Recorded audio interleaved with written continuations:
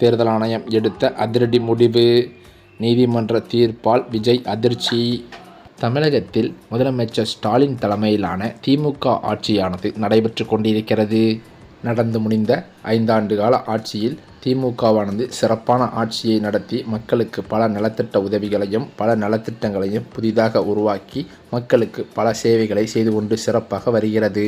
இதன் காரணத்தினால் இந்த முறையும் எப்படியாவது ஆட்சியை கைப்பற்றிவிட வேண்டும் என்ற எண்ணத்தில் முதல்வர் ஸ்டாலின் பல வியூகங்களை வகுத்து வருகின்றார். தனது கூட்டணி கட்சிகளை பலமாக வைத்திருக்கும் திமுக மாற்றுக் கட்சியினரை தங்கள் கட்சியில் இணைக்கும் முயற்சியில் தீவிரம் காட்டியும் வருகிறது.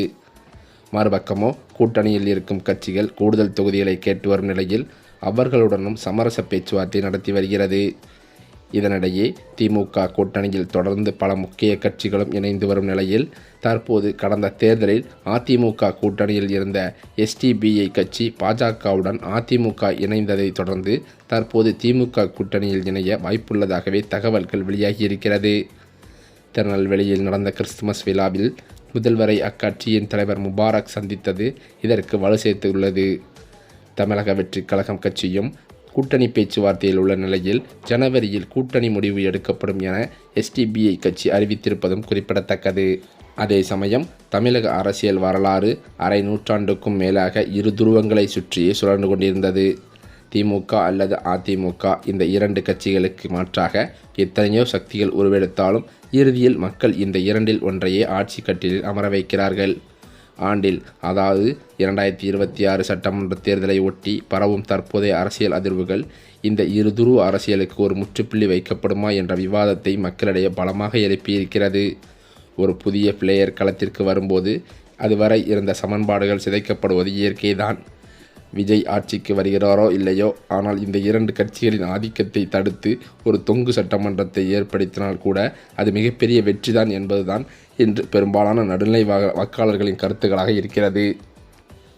ஏனென்றால் கடந்த 50 ஆண்டு காலமாக மாறி மாறி ஆட்சிக்கு வந்த திராவிட கட்சிகள் மக்களுக்கு தேவையான அனைத்தையும் செய்துவிட்டனவா என்ற கேள்வி எழும்போது மாற்றத்தை விரும்பும் ஒரு பெரிய கூட்டம் விஜயின் பின்னால் அணிவகுக்கிறது. இந்த தேர்தலில் விஜய் ஒரு கிங்காக உருவெடுக்கிறாரா இல்லையோ, நிச்சயமாக ஒரு கிங் மேக்கராக மாறி பலமான ஆதிக்கத்தை செலுத்துவார் என எதிர்பார்க்கப்படுகிறது. விஜயின் தமிழக வெற்றிக் கழகத்தில் தலைமையில்தான் கூட்டணி என்று அறிவித்துள்ள நிலையில் இது யாருடைய ஓட்டுக்களை பிரிக்கும் என்பதுதான் தற்போது $1,000,000 கேள்வியாகவே இருக்கிறது. திமுகவின் ஆட்சிக்கு எதிரான மனநிலை வாக்குகளை விஜய் அறுவடை செய்வாரா அல்லது அதிமுகவின் பாரம்பரிய வாக்கு வங்கியில் விரிசலை ஏற்படுத்துவாரா? அரசியல் விமர்சகர்களின் கணிப்புப்படி 2026 தேர்தலில் ஏதாவது ஒரு திராவிட கட்சியை விஜய் காலி செய்வது உறுதி. அது ஆட்சியில் இருக்கும் திமுகவா அல்லது பலவீனமாக தோன்றும் அதிமுகவா என்பது தேர்தல் முடிவில்தான் தெரியும். இளைஞர்கள் மற்றும் முதல்முறை வாக்காளர்களின் ஆதரவு விஜய்க்கு பெரும் பலமாக இருக்கிறது. ஜாதி மத அரசியலுக்கு அப்பாற்பட்டு ஒரு புதிய தலைமுறை மாற்றத்தை நோக்கி நகர்கிறது.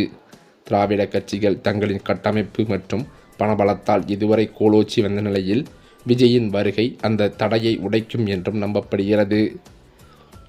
ஒருவேளை எந்த கட்சிக்கும் பெரும்பான்மை கிடைக்காத சூழல் உருவானால் அது தமிழக அரசியலில் ஒரு புதிய ஜனநாயக பரிசோதனைக்கு வழிவகுக்குமாம். இது திராவிட கட்சிகளின் சர்வாதிகார போக்கை குறைக்கும் என்பது பொதுமக்களின் எதிர்பார்ப்பும் கூட. திராவிட கொள்கைகளில் இருந்து விலகாமல் அதே சமயம் நவீன அரசியலை முன்னெடுக்கும் விஜயின் அணுகுமுறை கவர்ச்சிகரமாகவே இருந்து வருகிறது. பெரியார், அண்ணா, MGR ஆகியோரின் பெயர்களை அவர் பயன்படுத்துவது திராவிட கட்சிகளின் ஆதரவாளர்களையும் அவர் பக்கம் இழுக்கும் முயற்சியாகவே பார்க்கப்படுகிறது. குறிப்பாக பார்த்தால் திமுக ஒரு தீய சக்தி, தவேக ஒரு தூய சக்தி என்ற அவரது சமீபத்திய முழக்கம் திமுகவிற்கு எதிராக அதிமுகவுக்கு வாக்களிக்கும் பாரம்பரிய வாக்குகளை, அதாவது அதிமுக தொண்டர்களை தன் பக்கம் ஈர்க்கும் தந்திரமாகவும் கருதப்படுகிறது. இறுதியில் 2026 தேர்தல் என்பது வெறும் ஆட்சி மாற்றத்திற்கான தேர்தல் மட்டுமல்ல, அது தமிழகத்தின் அரசியல் கலாச்சாரத்தையே மாற்றப்போகும் ஒரு போர்க்களம் என்றும் கூறலாம். விஜயின் ஆட்சியை பிடிக்கிறாரோ இல்லையோ, திராவிட கட்சிகளின் ஓட்டுக்களை பிரிப்பதன் மூலம் அவர் ஒரு பலமான எதிர்க்கட்சியாக அல்லது மாற்றாக தன்னை நிலைநிறுத்தி கொண்டாலே அதுவே தமிழக அரசியலின் மிகப்பெரிய வெற்றியாகவே கருதப்படும். ஏனென்றால் 2026 ஒரு புதிய வரலாறு படைக்கப்படுமா என்பதை தீர்மானிக்கப் போவது வாக்காளர்களின் விரல் நுனி மட்டுமே என்பது பல அரசியல் கட்சி தலைவர் மத்தியிலேயே பரபரப்பாகவே பேசப்பட்டு வருகிறது. இப்படிப்பட்ட நிலையில்தான் புதிதாக உருவெடுத்திருக்கும் தமிழக வெற்றிக் கழகத்தில் நிர்வாகிகளின் போராட்டமே பெரும் போராட்டமாக பார்க்கப்பட்டு வருகிறது. ஏனென்றால் சமீபத்தில் கூட தூத்துக்குடி மாவட்ட செயலாளர் நியமனம் குறித்து பல்வேறு சர்ச்சைகள் கிளம்பிய நிலையில் தலைமை அலுவலகமான பனையூரிலேயே பல போர்க்களங்கள் வெடித்துள்ளதாக அதிர்ச்சி தகவல்கள் வெளியாகியுள்ளது.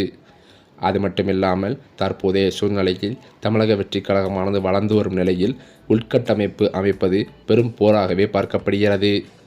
அந்த வகையில் தற்போது ஒரு 8 மாவட்ட செயலாளர்கள் அறிவிக்கப்பட உள்ள நிலையில் அதற்கான ஆலோசனையில் ஈடுபட பனையூருக்கு வந்த விஜயை மறித்து பல்வேறு அரசியல் கட்சி தலைவர்கள், அதாவது தமிழக வெற்றிக் கழக நிர்வாகிகளை பல்வேறு போராட்டங்களை நடத்தி கட்சியில் உட்கட்டமைப்பு குறைகளை கூறி அதிர்ச்சியை ஏற்படுத்தியுள்ளதாக சொல்லப்படுகிறது.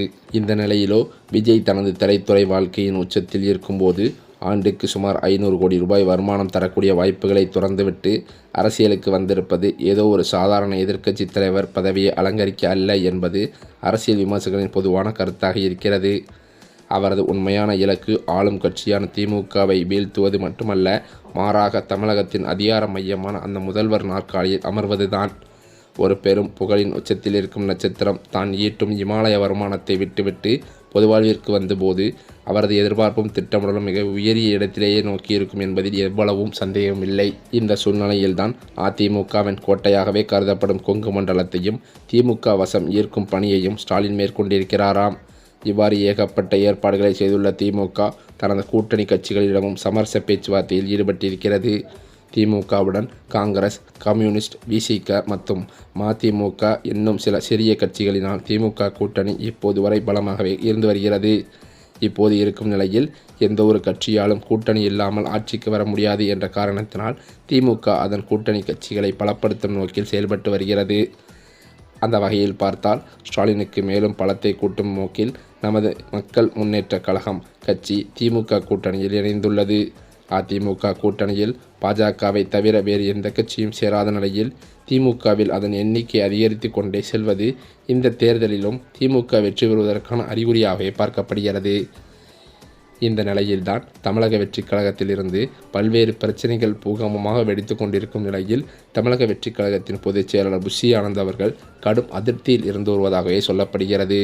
மேலும் அது மட்டுமில்லாமல் இந்த கரூர் சம்பவ சிபிஐ விசாரணை தொடர்பாக விசாரணைகளும் பிரச்சனைகளும் விஜயை சுற்றி நடந்து கொண்டிருக்கும் நிலையில் தற்போது தமிழக வெற்றிக் கழகத்திற்கான சின்னம் பொதுத் தேர்தலுக்கு கிடைக்குமா என்று பல சந்தேகங்கள் எழுந்துள்ளதாம். இதனைத் தொடர்ந்துதான் தற்போதைய நிலவரப்படி தேர்தல் ஆணையமானது தபிகவிற்கு ஒதுக்கிய விசில் சின்னத்தை ரத்து செய்துள்ளதாக பரபரப்பு தகவல்கள் வெளியாகியுள்ளன. இது நீதிமன்ற தீர்ப்பால் அந்த முடிவானது எடுக்கப்பட்டதாகவும் கட்சி அங்கீகரிக்கப்படாத கட்சியாக இருந்து வருவதாகவும் இதனால் கட்சியின் சின்னத்தை ரத்து செய்வதாகவும் தேர்தல் ஆணையம் முடிவு எடுத்திருப்பதாக தகவல்கள் வெளியாகியுள்ளது.